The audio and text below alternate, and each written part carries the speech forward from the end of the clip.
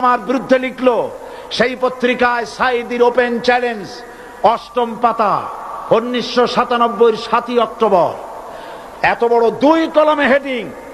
সেখানে আমি বলেছি, বাংলাদেশের সকল সাংবাদিক, গোয়েন্দা বিভাগ, বাংলাদেশের সকল বুদ্ধিজীবীকে আমি আমার পিরোজপুরে আমন্ত্রণ করছি। আমার উপস্থিতিতে যদি কেউ প্রমাণ করতে পারে বাংলাদেশের স্বাধীনতা যুদ্ধের বিরুদ্ধে আমার কোন ভূমিকা ছিল, সজ্ঞানে স্বেচ্ছায় জাতীয় সংসদের সদস্য পদ থেকে পদত্যাগ করব। ৩ বছর পার হয়ে গেছে, আজ পর্যন্ত কেউ এই চ্যালেঞ্জের মোকাবেলা করে নাই। সুতরাং আমাকে যারা রাজাকার বলবে, তারা পিতৃ পরিচয়হীন অবৈধ সন্তান।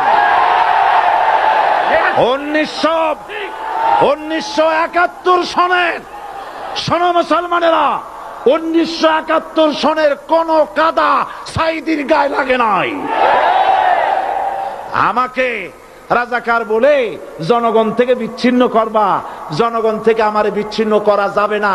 কারণ এই জনগণ আমার জন্য আসে না, এই জনগণ আসে আল্লাহর কোরআনের জন্য।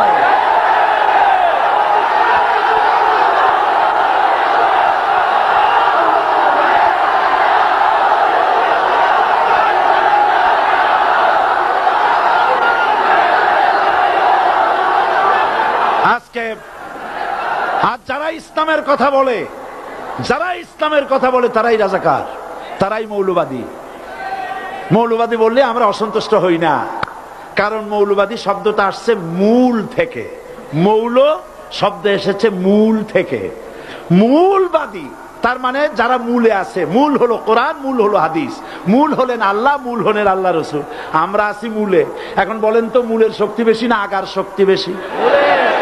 আমাদের যারা মৌলবাদী বলে, ওরা হলো আগাবাদী। মূলে আছে কত কোটি?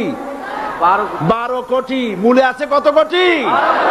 আর আমাদের যারা মৌলবাদী বলে, ওই থাকো গাছের আগায়, আমরা মূলে।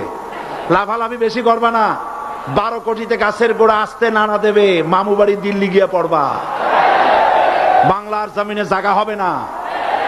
এ কথা বিশ্বাস করো। বাংলাদেশের মুসলমানদের শরীরে 1 বিন্দু রক্ত থাকতে শয়তানের তৈরি করা ধর্ম নিরপেক্ষ মতবাদ বাংলার জমিনে কায়েম হতে দেওয়া হবে না, হবে না।